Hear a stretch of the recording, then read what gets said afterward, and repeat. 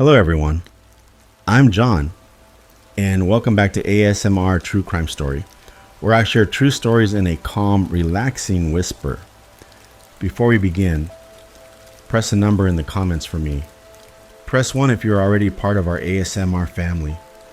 Press 0 if this is your first time here. And press 2 if you want another whispered true story in the next upload.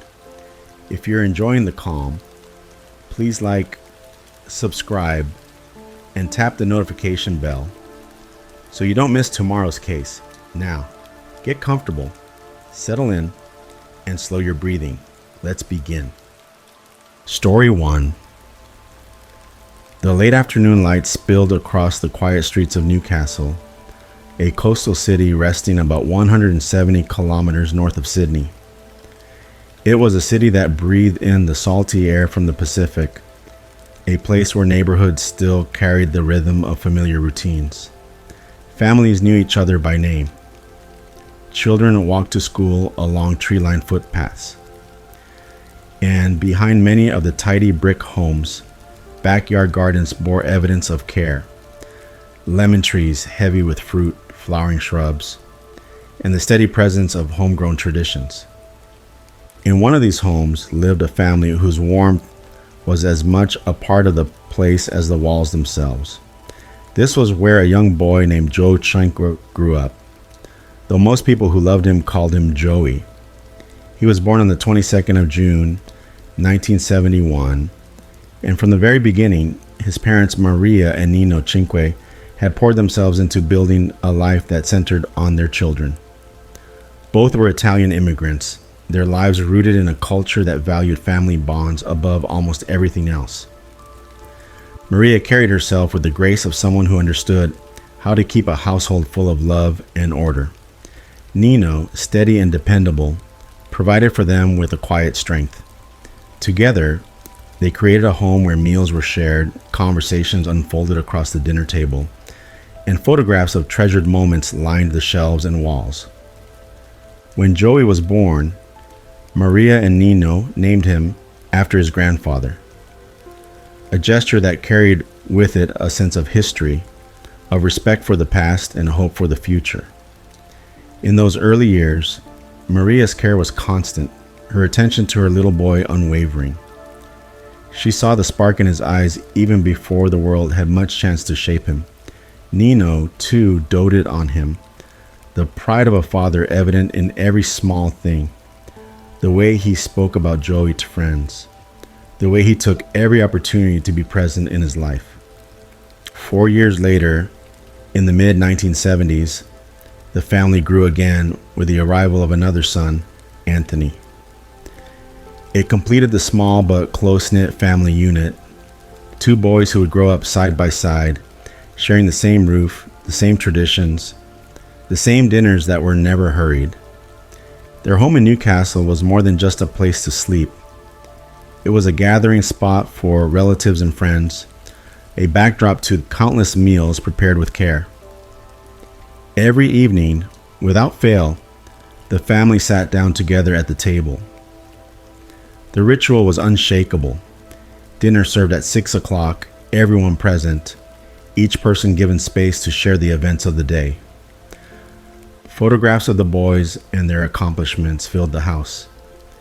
There were framed school portraits, pictures from sports events, and snapshots of family holidays. Maria and Nino displayed them proudly, a reflection of the life they had built together, one where achievements were celebrated no matter how small. From an early age, Joey was drawn to sports. He seemed to have a natural gift for physical activity.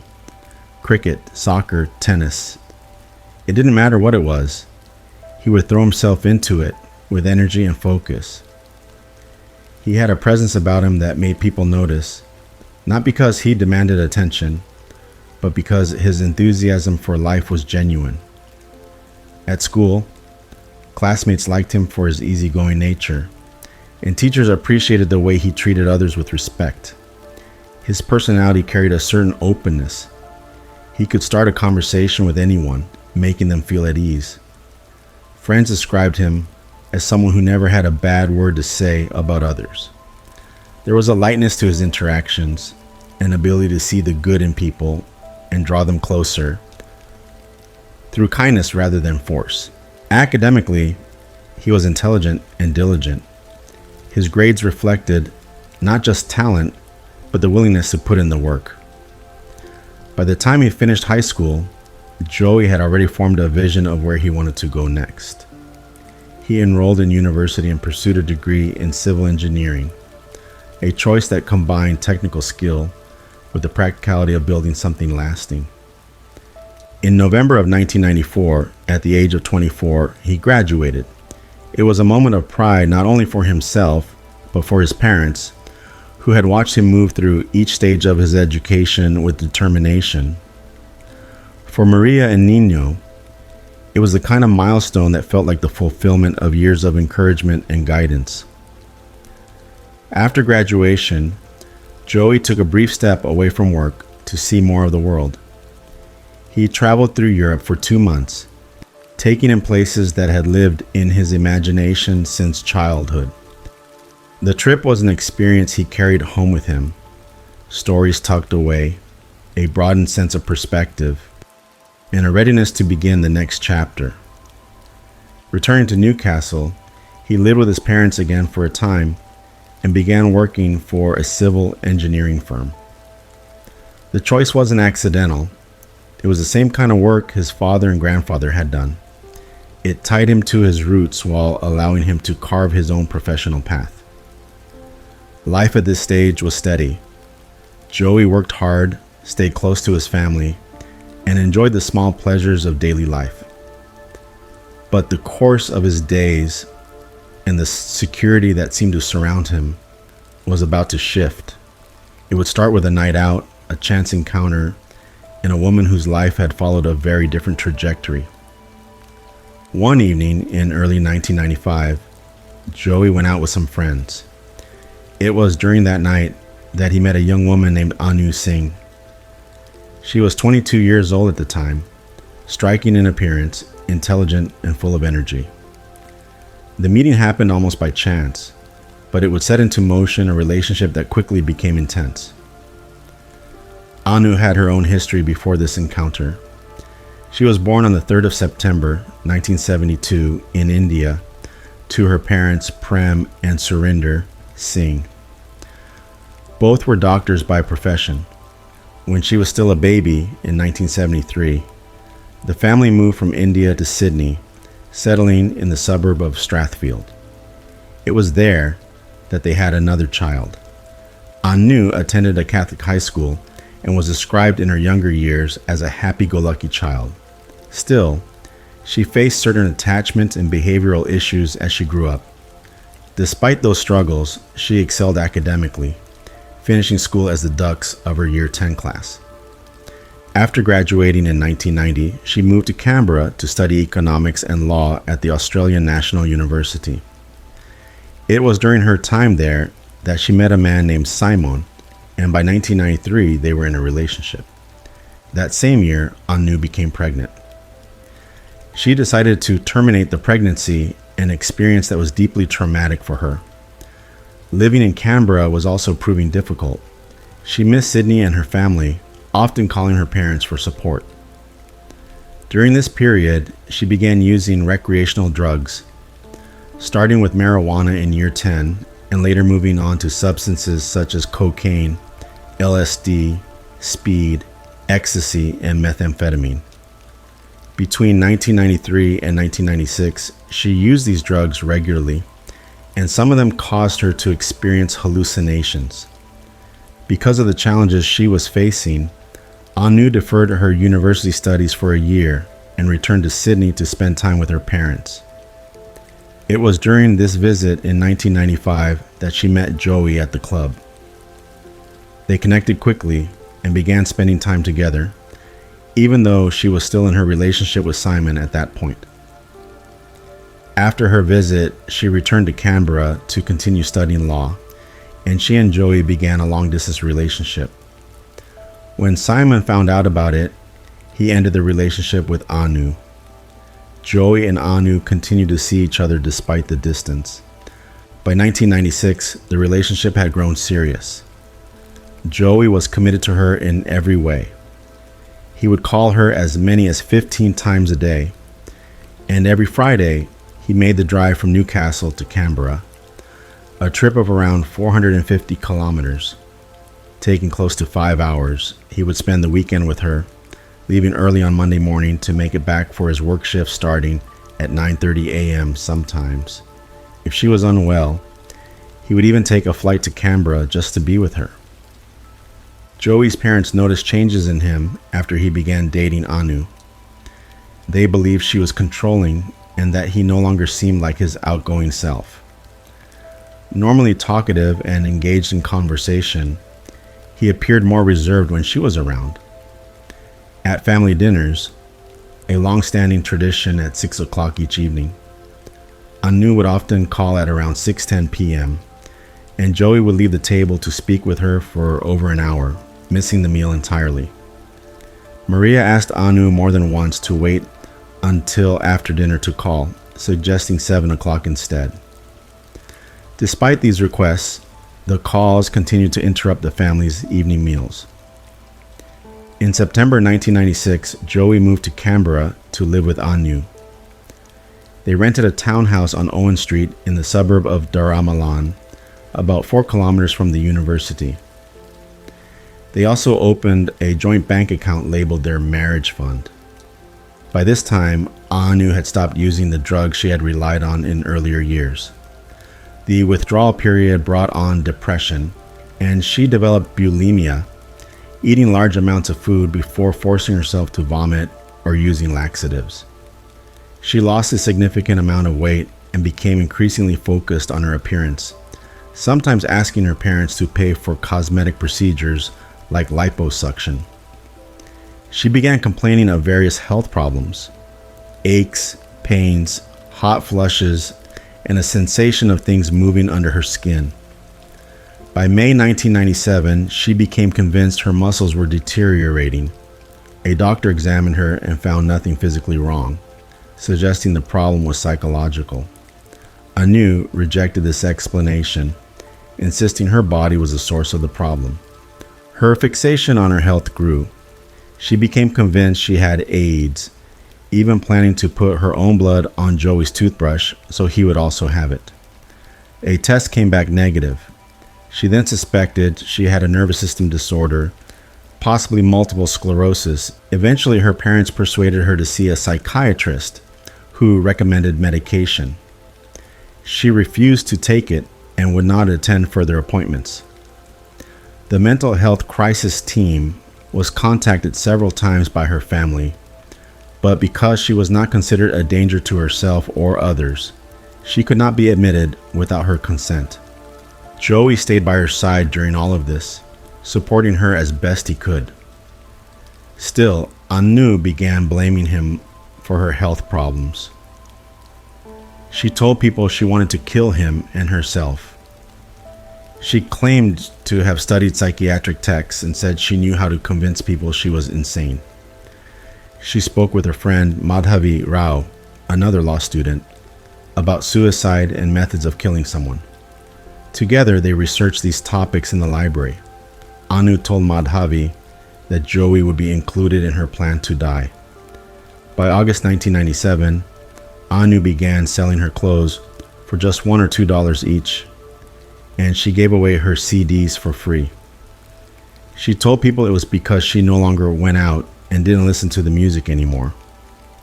Her parents were concerned and contacted the dean at the university to ask about her attendance, but they were told that information could not be shared because she was an adult. They also submitted an application to the mental health crisis team to have her admitted without her consent, but the process was lengthy and there was nothing immediate they could do. During this same period, Anu began telling multiple friends and acquaintances that she planned to kill Joey and herself. Many of these people were also law students. None of them tried to talk her out of it, and no one informed Joey or his family. Later that month, Anu and Madhavi approached a fellow classmate referred to as Mr. T. Anu first asked him if there was any way he could get her a gun. At first, he thought she was joking, but when she brought it up again a few days later, he realized she was serious. She told him she had various illnesses caused by ipecac syrup and wanted to end her life. Reports differ on how the conversation progressed, but at some point heroin was suggested as an alternative to a gun. Mr. T told her that injecting a lethal dose of heroin would cause almost instant death and would be relatively painless. He estimated it would cost between $50 and $100 for enough to overdose. Anu told him she didn't have the money then, but would come back when she did. About a week later, she contacted him again and said she wanted to buy half a gram of heroin. She and Madhavi went to his house, paid $250, and received the heroin. He demonstrated how to inject it into themselves and into another person. In September 1997, Anu told a university counselor that Joey was physically abusing her. She said it was the reason she couldn't leave him, claiming she was emotionally and financially dependent on him. Later, she admitted these allegations were false. In October, she returned to Mr. T's house and purchased a full gram of heroin for $500. While she was there, he asked why she needed so much. She refused to say, only telling him someone else would be involved. Around the same time, Madhavi helped her obtain Rohypnol tablets, a strong sedative from another classmate referred to as B, who also used heroin. On Monday, the 20th of October 1997, Anu decided to host a farewell dinner for Joey. She invited friends, classmates, and even people she barely knew. All of them were told this was a goodbye dinner because she planned to kill Joey and then herself. None of the guests warned him or contacted the police. That evening, the dinner went ahead as planned. Anu acted happy and affectionate toward Joey. Some guests thought she wasn't serious about her plan. After everyone left, she crushed 3 or 4 Rohypnol tablets into Joey's coffee. It made him drowsy, but the heroin she had was so concentrated it had congealed, making it impossible for her to inject him. He woke the next morning feeling groggy but unaware of what had happened. When this first attempt failed, Anu organized a second farewell dinner for Friday, the 24th of October. She invited about 10 people and again told them her plan. Joey greeted the guests warmly and talked about a new car he had bought and an upcoming holiday. No one told him about Anu's intentions. After the guests left, Anu once again put Rohypnol in his coffee. This time she injected him with heroin, but he did not die. The next morning, Madhavi was the last to leave, around 6 a.m. She later told friends that Anu had admitted drugging Joey and trying to kill him. Between 6 a.m. and 9:30 a.m., one of the dinner guests, a woman named Tanya, said she was going to tell Joey about what had happened, but Anu and Madhavi went to another guest's house and convinced Tanya not to. Later that day, around 10:30 p.m., Anu called another friend, Leonard. Part of the call was accidentally recorded on his answering machine. She expressed concern about the effects of Rohypnol on Joey, who had slept for 15 hours and was still groggy. That night, she crushed more Rohypnol into his coffee. After he passed out, she injected him with heroin again. On Sunday morning, the 26th of October, Anu drove to Madhavi's house and brought her back to see Joey. He was unconscious, his lips pale, but he was still breathing. After seeing Joey on the bed that Sunday morning, Anu drove to an ATM where Madhavi withdrew $250 in cash and gave it to her. They argued, and Madhavi left to walk home alone. Anu then drove to Mr. T's house and used the money to buy another $250 worth of heroin. Later, she called Madhavi repeatedly. At first, Madhavi refused to speak with her, but eventually agreed to be picked up. Anu brought her back to the house, where Joey was still lying unconscious in bed. Madhavi then left and went to Leonard's house. While there, she told him that Anu had said Joey had woken up the night before and threatened to leave her, so she had given him more Rohypnol and injected him with heroin again. Around midday, Anu called a friend who had supplied the Rohypnol, known as B. She told B that she had given Joey Rohypnol, injected him with heroin, and that he was unconscious, his lips slightly blue, breathing only once every 10 seconds. Anu asked B to come and help revive him. B refused, telling her to hang up and call an ambulance immediately. Anu hesitated, saying she didn't want Joey to be angry with her and that it was too late. B told her that if she didn't call, she would face a murder charge. Eventually, Anu dialed 000. During the call, she was calm at times and agitated at others. She told the operator that Joey was unconscious and had brown liquid coming from his mouth. The operator repeatedly asked for her address so an ambulance could be sent, but she initially gave the wrong address and a false name, calling herself Olivia. Eventually, she provided the correct details and paramedics were dispatched. While waiting for them to arrive, the operator instructed her to give Joey mouth-to-mouth resuscitation. She refused. When the paramedics arrived, they found Joey unconscious in bed, naked from the waist down, with brown liquid and blood around his mouth and on his stomach. They began attempts to resuscitate him. Anu was pacing and told them she had given him Rohypnol and injected him with heroin to put him to sleep so he wouldn't see her end her own life. She said she had planned to do the same to herself. Despite their efforts, Joey could not be revived. He died later that night. Anu was arrested and taken in for questioning.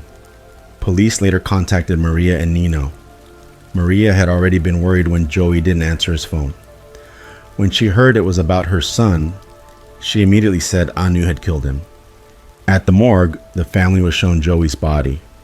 Maria collapsed into the arms of her godson, and Anthony punched a hole in the wall, saying Anu had killed his brother. An autopsy and toxicology report determined Joey had died of asphyxiation while under the influence of Rohypnol and heroin. The level of heroin in his system was so high that it could not be determined whether it was administered in one large dose or several smaller ones. Evidence suggested he had been injected at around 3 a.m. and again 8 hours later. Police found Joey's daily planner, in which he had written, "Get ready to move on Monday, the 27th of October, the day after his death," with an arrow pointing to 6 p.m. and the word dinner. They also discovered that his luggage was missing, indicating he may have been preparing to leave Anu. A search of Madhavi's house uncovered Rohypnol, alcohol swabs, pamphlets on arteries and veins, and used syringe packets. Police also found pages from Anu's diary that showed she had been planning Joey's death for some time. Madhavi was arrested and charged with murder, attempted murder, unlawful administration of a stupefying drug, and other related offenses.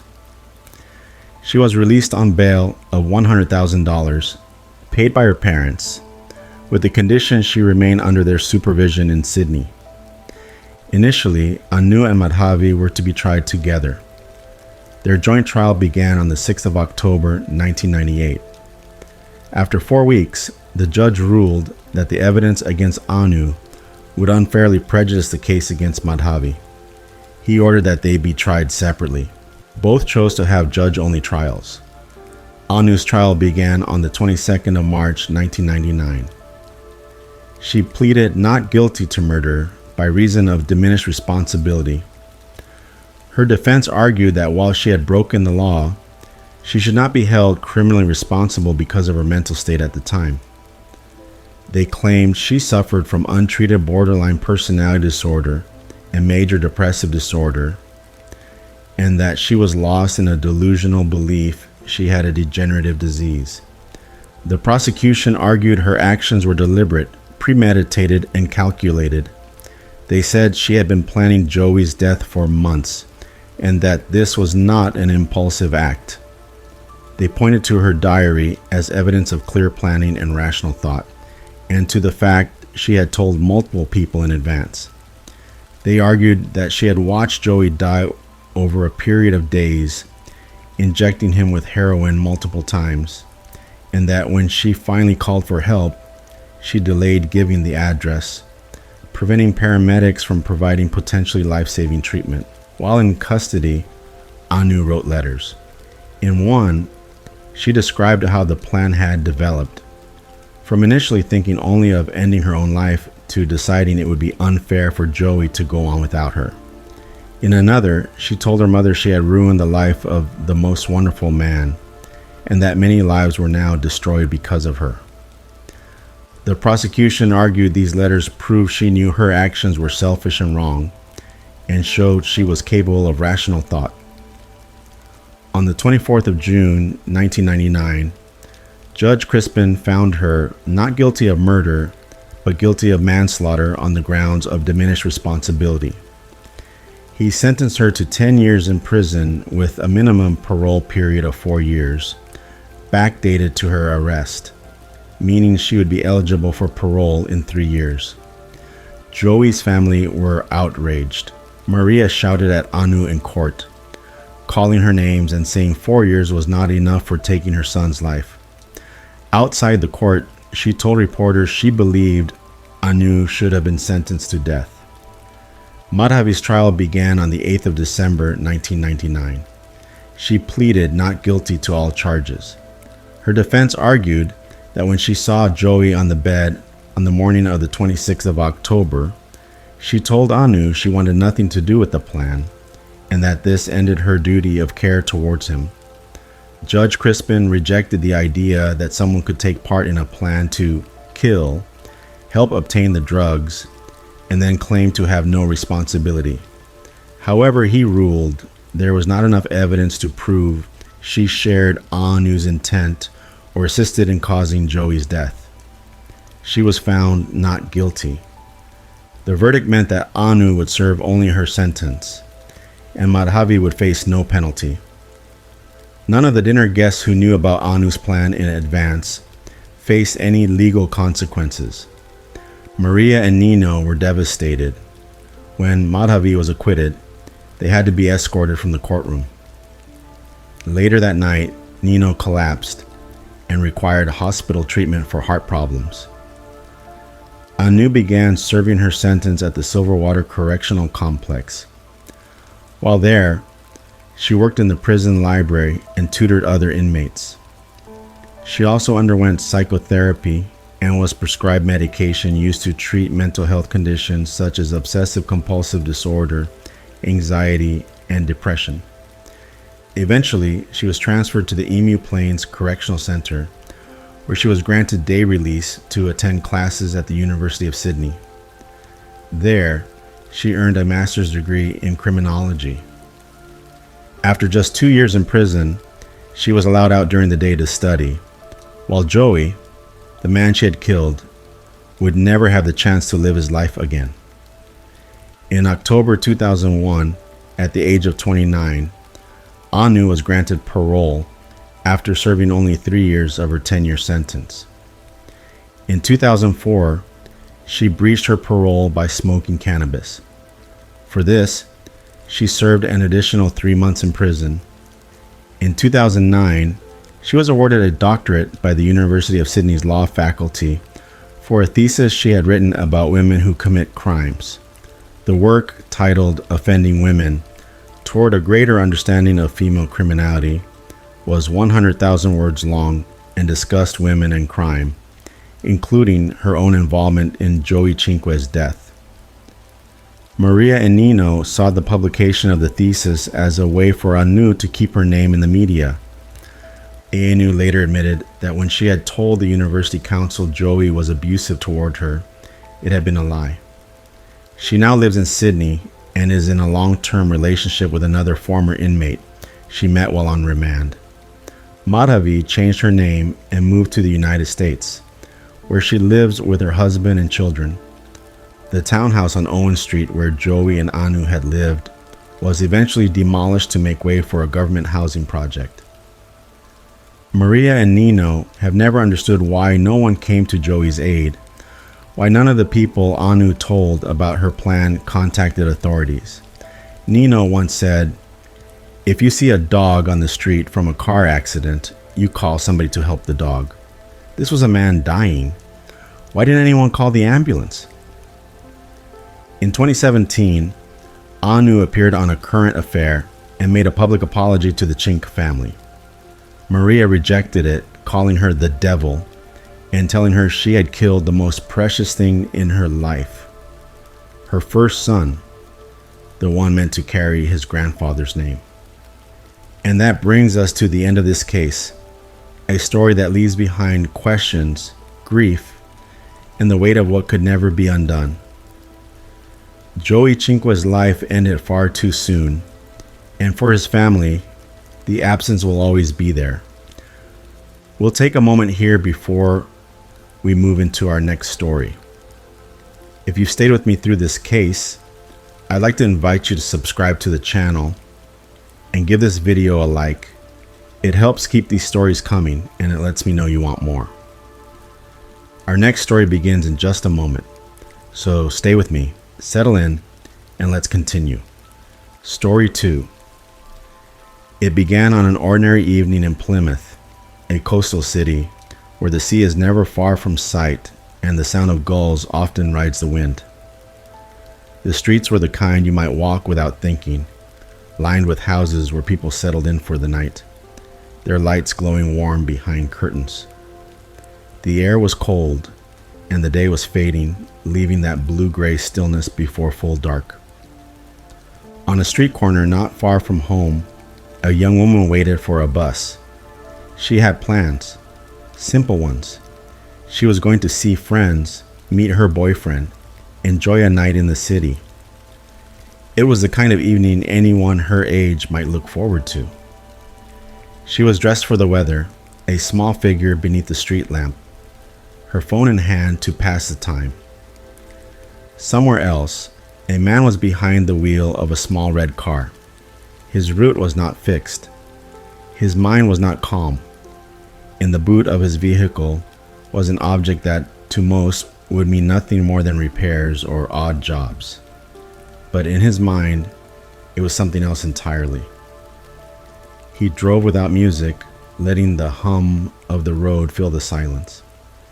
His eyes scanned the pavements. Their worlds could not have been more different. Hers was filled with the familiar, family, friends, ambitions for the future. His was filled with thoughts he had never shared honestly, interests he kept hidden. From the outside, he seemed ordinary, a man in his 20s, part of a local band, employed, known to friends and neighbors. But inside, there was a darker life, one fed over years by a fascination with the aftermath of violence and the names of men whose crimes had made history for all the wrong reasons. That night, their paths would cross, and in that crossing, everything would change. To understand the horror that unfolded, we have to begin much earlier, in the life of the man who, until that moment, had never been known to police, who had lived without suspicion resting on his name. His story begins in a home not unlike any other, in a suburban part of Plymouth, where he grew up with his mother after his parents' separation. As a child, he was not surrounded by chaos, but he carried his own troubles. School had been a challenge. Teachers noticed he was different early on. By the age of 7, he had been identified as having special educational needs. Dyslexia made reading and writing harder. ADHD made focus elusive. Anxiety and depression came into the picture too, marking him as a boy who found it difficult to fit neatly into the life expected of him. In those years, the separation of his parents was another fracture. For many children, such a split is painful but survivable. For him, it was something he carried. He grew up in an era when divorce was no longer the scandal it had once been, but the loss of a two-parent home still left its mark.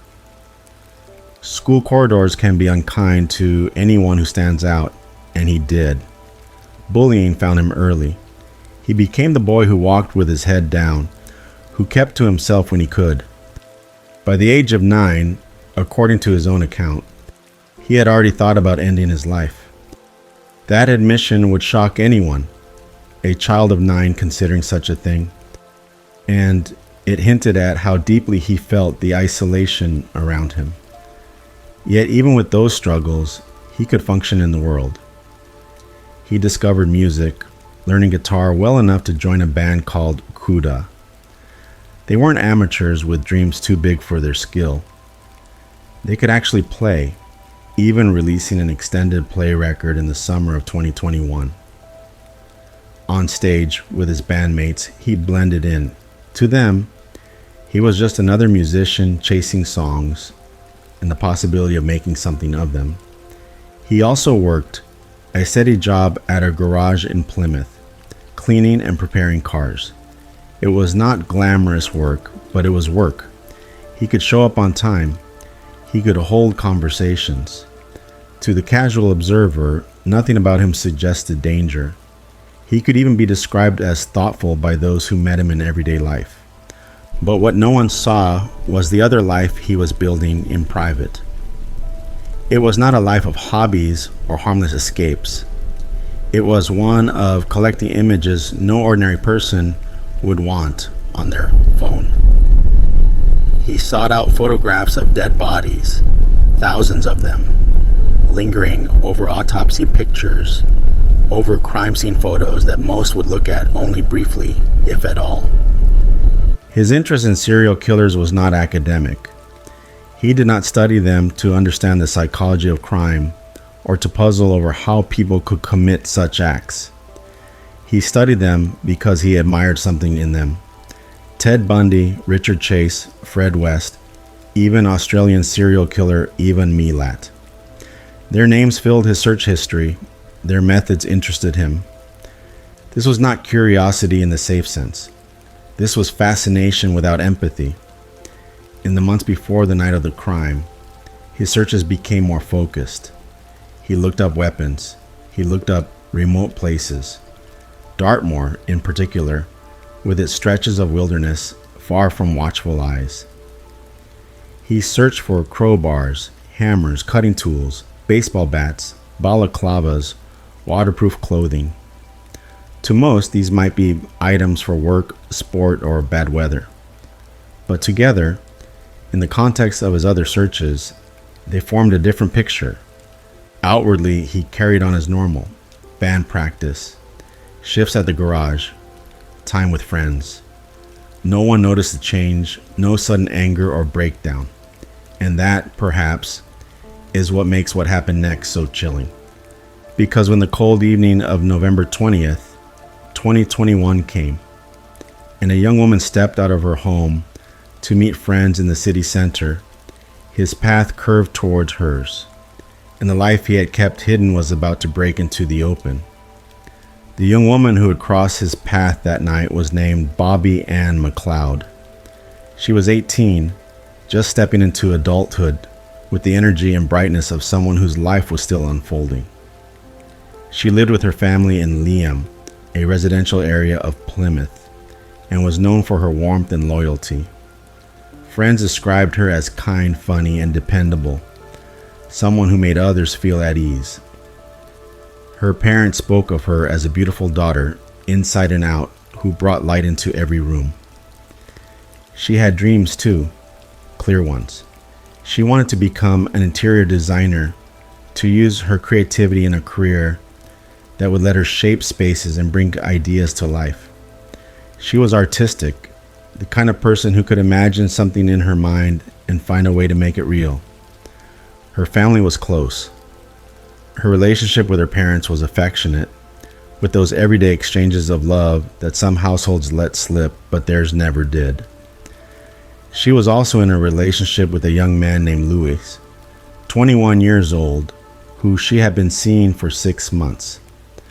They were happy together, still in that stage where seeing each other was something to look forward to all week. The day before she died, Bobby Ann had been at court, not for herself, but as a witness. She had given evidence in a case involving another young woman who had attacked a family member. Bobby Ann had intervened during the original incident, despite being small in stature, just 4 feet 11, and frightened. She had stepped in because she couldn't stand by when someone was being hurt. It said a lot about who she was. On the evening of November 20th, 2021, she got ready to meet Lewis and some friends in the city center. It was a Saturday, the kind of night when young people gather in Plymouth's pubs, clubs, and cafes, looking for warmth and company in the heart of the city. She left her home just before 6 o'clock, telling her father she loved him as she stepped out. It was the last time he would ever hear her voice. The bus stop she was heading for was only a short walk away, at the junction of Bampton Road and Sheepstore Road. She had probably stood there many times before, a familiar spot, just minutes from her door. That night, she waited, scrolling on her phone, even posting a message about how cold it was. It was there, in that most ordinary of moments, that Cody Ackland saw her. He was driving his red Ford Fiesta through Liam.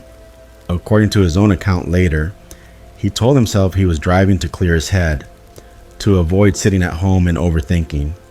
But the timing, the location, and his recent internet searches suggested something else entirely. 2 days earlier, he had been looking up remote areas of Dartmoor. He had been browsing for weapons.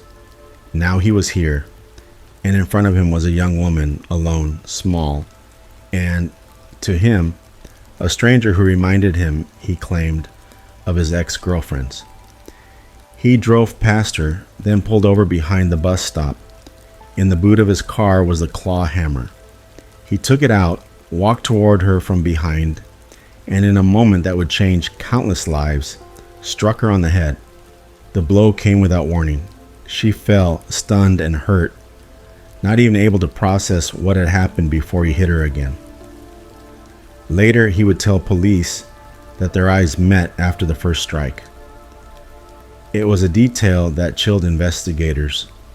That brief, awful moment when she might have tried to understand what was happening, when fear would have begun to take hold. Ackland left her lying on the ground and walked back toward his car, but when he saw her move, he returned, hitting her again.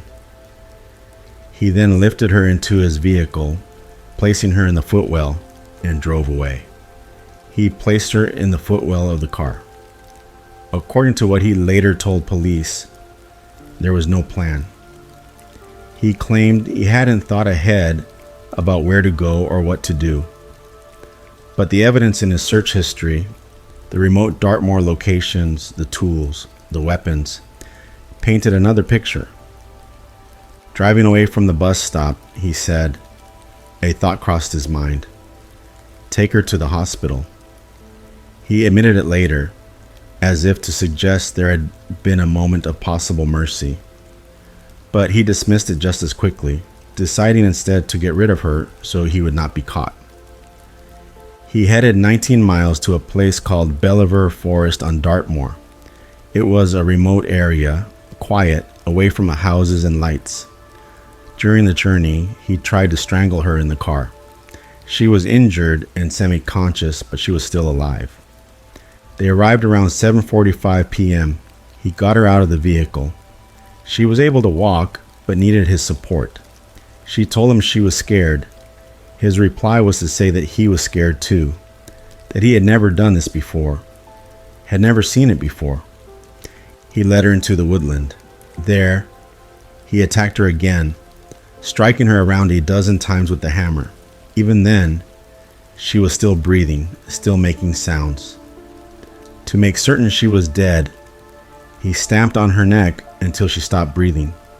After the attack, he collected items from his car that were covered in blood, her possessions and some of his own. He burned them in the area, Then he put her body into his boot and left Belvoir Forest. From there, he drove to Balvescent, a coastal area south of Plymouth. It was picturesque, far removed from the violence that had just occurred. Around 9:15 p.m., he parked in a lay-by next to a steep wooded bank. He stripped her of most of her clothing and jewelry, then placed her body face down among the undergrowth, about 15 feet down the slope. When he was done, he drove home. It was around 10 p.m. he went to bed. While this was happening, her family had been trying to reach her. They were close, and it was unlike her not to answer. Texts went unanswered. Calls went unanswered. Her boyfriend, expecting to meet her, rang around 9 p.m. to see if she was still at home. She wasn't. Her mother began calling friends. Her older brother kept phoning her mobile repeatedly. At 7:20 p.m., not long after the attack, a passerby walking near the bus stop had found her phone lying on the ground.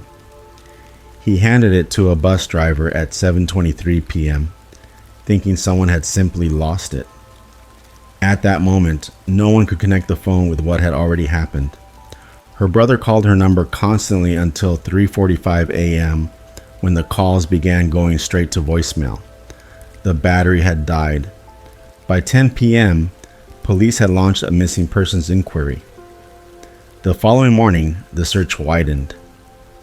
On Sunday, November 21st, a local schoolboy walking in the area behind the bus stop found her headphones and a tobacco pouch.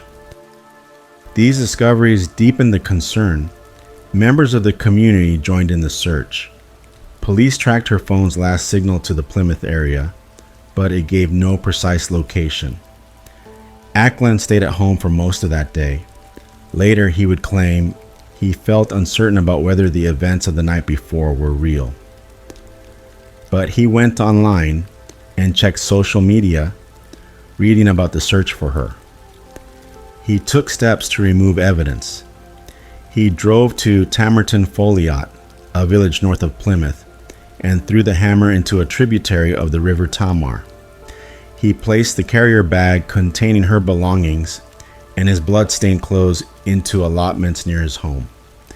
Then he carried on with his day. He met a friend for pizza. He went to band practice. That night, he and his friends drove around, eventually getting a takeaway meal. They stayed out until after 1 in the morning. One of his friends would later recall that he was more cheerful than usual, talkative, almost as if he was in good spirits. Ackland himself later told police that killing her had lifted his depression. On Monday, November 22nd, he called in sick to work. Instead of going to the garage, he went to the cinema to watch the James Bond film No Time to Die. That day, her phone was returned to her family by police, who had received it from the bus company. Her brother posted on Facebook asking for help from the community, writing that he believed she had been abducted. The search continued. On Tuesday, November 23rd, Ackland left work around lunchtime. He had sent unusual messages to friends and family telling them he loved them. At 1:30 p.m., he walked into Charles Cross Police Station in Plymouth, his hands behind his back, and told officers he had information about the disappearance of a local girl. Then he confessed to abducting and killing her. He was arrested immediately. Police gave him a map so he could show them where her body was. He directed them to the steep bank near Balvescent, where they found her at 3:45 p.m. She was naked, lying face down, severely injured. The damage was so extensive that she could only be identified by dental records. Over the next 2 days, police recovered the bag of clothes from the allotments, the blood-stained trainers from his wardrobe, and forensic evidence from his car linking him to the attack. His phone data placed him at the bus stop and along the exact route he described to officers. In interviews, he denied any sexual motive. He claimed he removed her clothing to hinder identification. He said he confessed because he did not want to put her family through a trial. He blamed his childhood, his mental health issues, and claimed that if he had received more help when he was younger, it might never have happened. Detectives noted how calm and relaxed he remained, even making a remark to police that he was amazed she had still been able to make noises after being struck so many times. In April 2022, he pleaded guilty to murder. Prosecutors described the killing as premeditated and motivated by his fascination with serial killers. In May 2022, he was sentenced to life imprisonment with a minimum term of 31 years. The judge described him as highly dangerous and said there was a strong possibility he would never be released. For her family, the loss was permanent. Her father called her the best daughter, the best sister, the best friend. They spoke of the pain of knowing her final hours were spent in fear, of not being able to say goodbye. They would never see her married, never see her have the children she wanted. The knowledge that her death had been at the hands of a stranger, for no reason they could ever understand, would stay with them for the rest of their lives. Cody Ackland had lived his entire life in Plymouth. His upbringing was not marked by the kind of extreme instability that often appears in violent crime cases. He grew up with his mother after his parents separated. The split had happened when he was still a child. For him, it was a fracture that stayed in his memory, a personal change that altered the shape of home life. He lived in Radcliffe Close, a suburban housing estate in the northwest of Plymouth. The area had its share of ordinary, everyday life. Neighbors who knew one another, families raising children, people going to and from work. From an early age, his differences were noticed. By age 7, he had been identified as having special educational needs. Teachers recorded dyslexia, ADHD, depression, and anxiety. These conditions made school more difficult. Reading and writing came slower, concentration slipped away, and there were feelings he could not always control. He was also bullied. The treatment from other children added to the sense of being separate, of being outside the flow of school life. He later claimed that by the age of 9, he had thought about ending his life. Those who heard that detail after his arrest found it disturbing, not only for the thought itself, but for how early it had appeared in his mind. As he grew older, his depression deepened. By 19, he said he had already lived with it for 7 years. He described hating himself, feeling worthless, and being angry at the world. But these were feelings he largely kept to himself. To those around him, he could be calm, even pleasant. Music became one of his outlets. He learned to play guitar and joined a band called Kuda. The group had enough skill to record and release music. In August 2021, they put out an EP. On stage, he blended into the image of an ambitious young musician. He also worked. His job was in the valeting department of a Plymouth garage, preparing cars for customers. He turned up for shifts, worked with colleagues, and received wages like anyone else. On the surface, it was a stable routine, but in private, his interests were far from ordinary. Police later found more than 3,000 images on his devices, crime scene photographs, autopsy pictures, and graphic images of dead bodies. His internet history showed repeated searches for serial killers, including Ted Bundy, Fred West, Richard Chase, and Ivan Milat. He also collected photographs of Bundy's murder weapons and kept them on his phone. These were not casual clicks or passing moments of curiosity. He returned to them often. Detectives would later say that the material he had saved was disturbing and of a dark nature, reminiscent of horror films. In the days before November 20th, 2021, his searches shifted. He began looking for hammers, crowbars, cutting tools, and baseball bats. He searched for balaclavas and waterproof clothing. He looked up remote locations on Dartmoor. 2 days before the killing, he searched specifically for remote areas on Dartmoor. On its own, such a search might not seem unusual. People go there for walks, for photography, for the landscape. But when placed alongside his other searches, it added to a pattern that was difficult to explain away. At that time, there was no police record on him. He had never been arrested, never been convicted of anything. To those who knew him, friends, family, bandmates, there was no clear sign of what was building beneath the surface. He could talk easily. He could be thoughtful. His girlfriends in the past had not reported abuse or violence. The gap between what people saw and what was really there was wide. And it was in that gap that he carried the mindset that would, on one cold November evening, turn into action. By mid-November 2021, nothing in Ackland's outward behavior gave away what he had been searching for online. He was still working at the garage. He was still attending band rehearsals with Kuda. To his friends, nothing seemed out of place. But behind the normal routine, his online activity told a different story. He had been looking into the names and crimes of some of the most notorious killers in modern history. He was revisiting crime scene imagery that most people could not stomach for more than a glance. And he had been exploring the kind of tools that could be used to harm or kill. Hammers, crowbars, cutting instruments. 2 days before the night of the crime, his interest in Dartmoor became clear through his searches. He didn't look for popular tourist spots or well-known walking routes. He looked for remote locations, places away from crowds, without regular foot traffic where someone could go unseen. On Friday, November 19th, Bobby Ann had been at Plymouth Magistrates Court.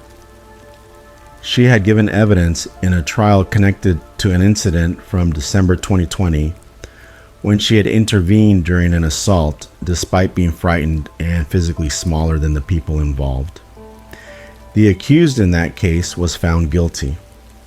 That evening passed without any connection between her and Ackland. They did not know each other. Their lives had not crossed. But the next day, November 20th, would bring them into the same place at the same time. That Saturday began ordinarily for Bobby Ann. In the evening, she planned to meet her boyfriend Louis and some friends for a night out in Plymouth City Center. She left home just before 6 o'clock in the evening, telling her father she loved him as she stepped out of the door. The walk to the bus stop at the junction of Bampton Road and Sheepstore Road was short, only a few minutes. She arrived and waited. She posted a message about the cold weather. She could not have known that in that moment, Ackland was driving nearby in his red Ford Fiesta. He passed the bus stop, then stopped his car. From the boot, he took a claw hammer. He approached her from behind and struck her on the head. She fell, injured and shocked. He left her on the ground, began to walk away, then turned back when he saw her move. He hit her again. Ackland then lifted her into the car, placing her in the footwell. He later told police he considered taking her to hospital, but decided instead to drive away from the area to prevent being caught. Ackland drove out of Plymouth, heading toward Dartmoor. His destination was Belliver Forest, nearly 19 miles away. The journey took him along dark rural roads. In the car, she was still alive. At some point on that drive, he tried to strangle her. She was already badly hurt, semi-conscious, but she was able to breathe and move slightly. They reached Belliver Forest at around 7:45 p.m. He parked and took her from the vehicle. She was able to stand, but needed him to support her. As they walked into the woodland, she told him she was frightened.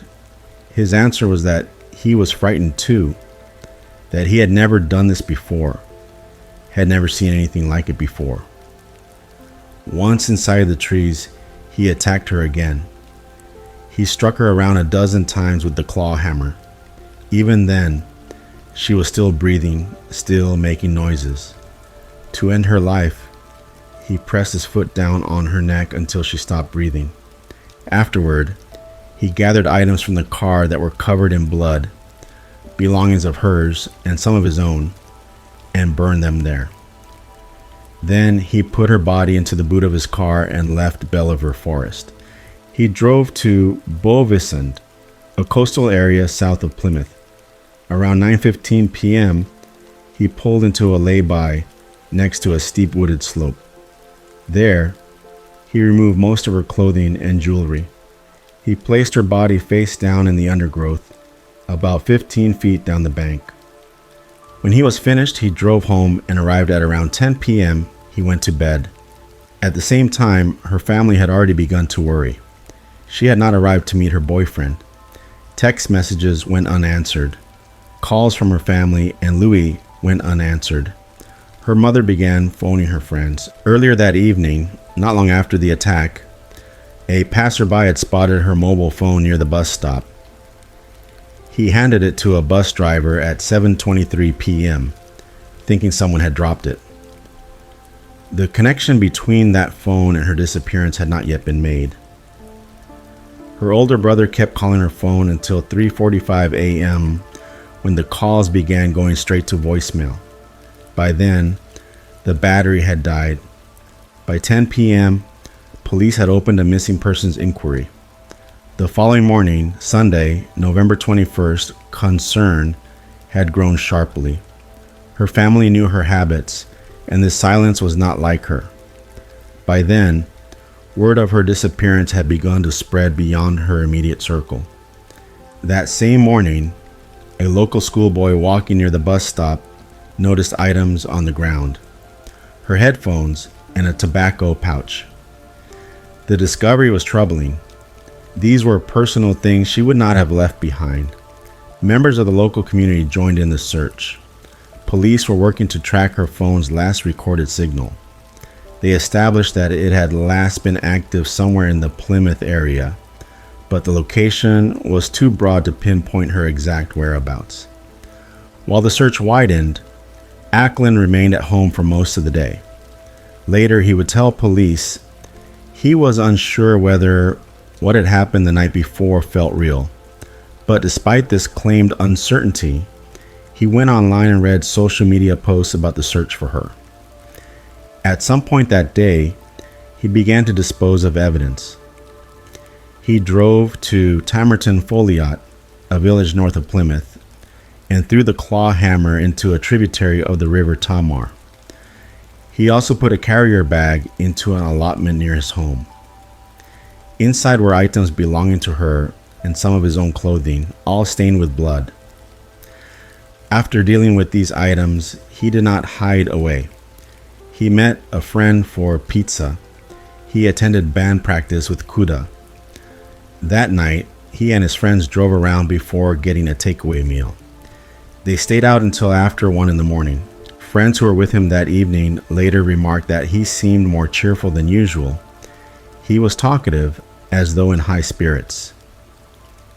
Ackland himself later told police that killing her had lifted the depression he had been feeling.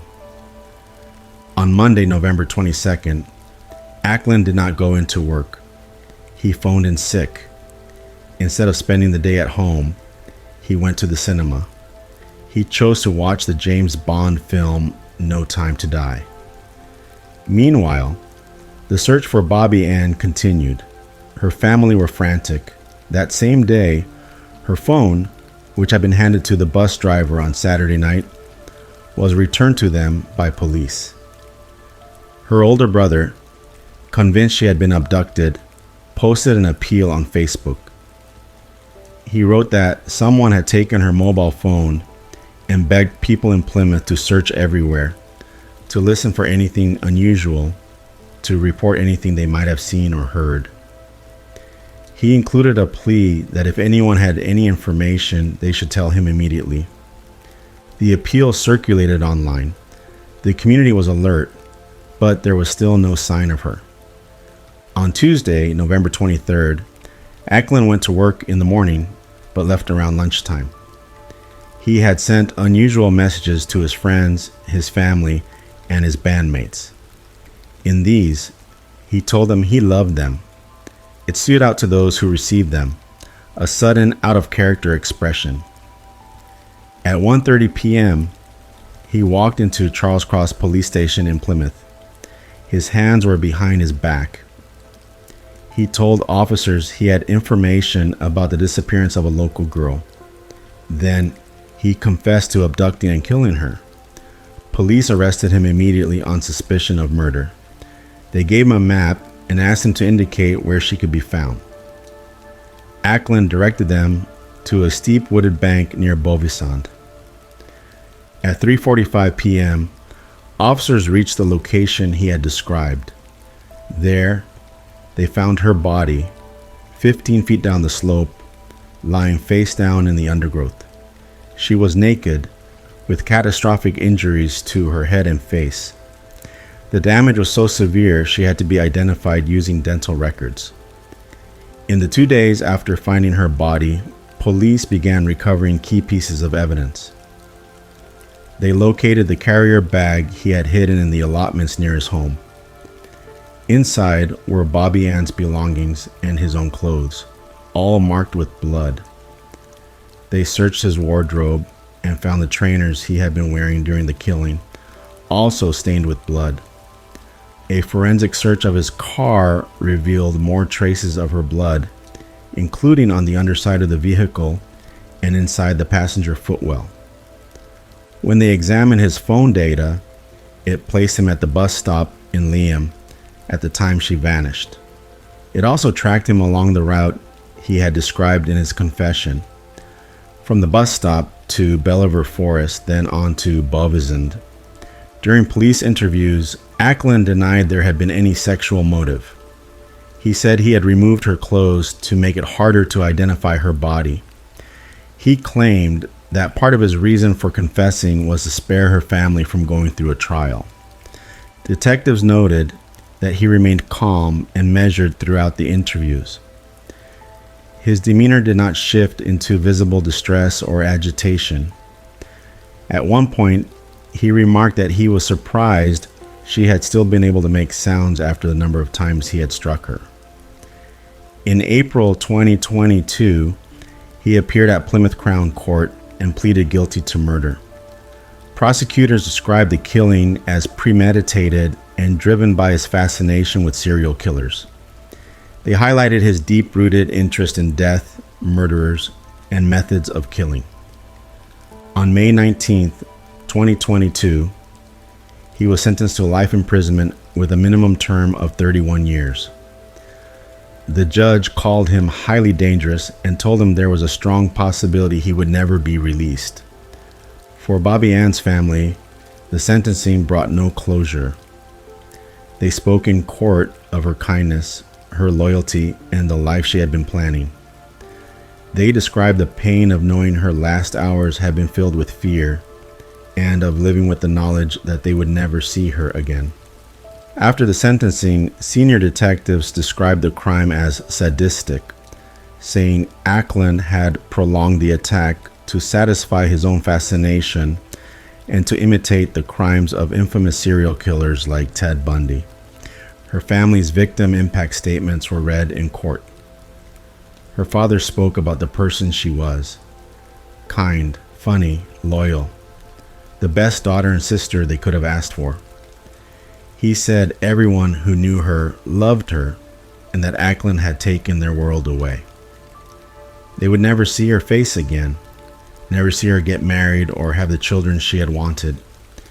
He said it was unimaginable that her final hours had been spent in terror and that the images of what she endured would never leave them.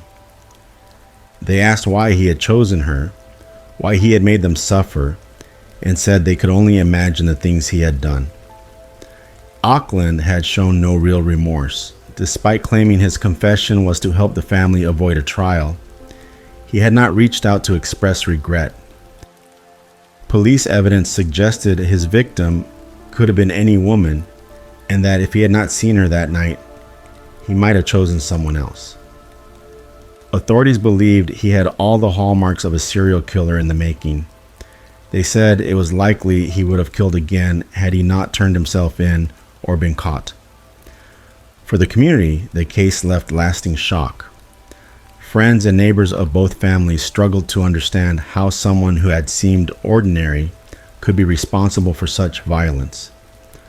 For Bobby Ann's loved ones, the loss was permanent, and the pain could not be lessened by the knowledge that Ackland was in prison. That concludes today's case. A young life taken far too soon, and a family left to carry a loss that can never truly be measured. If Bobby Ann's story has stayed with you tonight, I encourage you to keep her name in mind, to remember the person she was, not just the crime that took her. Thank you for staying with me through this difficult case. If you found value in hearing the full story told respectfully, please consider subscribing and turning on notifications so you won't miss future cases. Your support helps ensure these stories are never forgotten.